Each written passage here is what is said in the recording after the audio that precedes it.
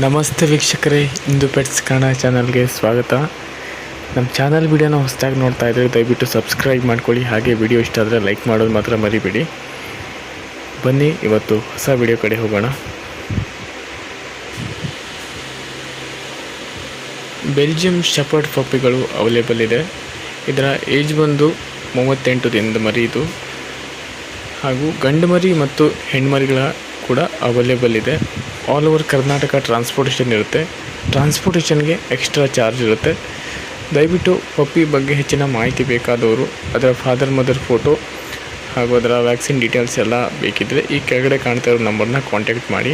ಹಾಗೆ ನಮ್ಮ ವಿಡಿಯೋ ಇಷ್ಟ ಆದರೆ ದಯವಿಟ್ಟು ಲೈಕ್ ಮಾಡಿ, ಶೇರ್ ಮಾಡಿ, ಸಪೋರ್ಟ್ ಮಾಡಿ. Thank you.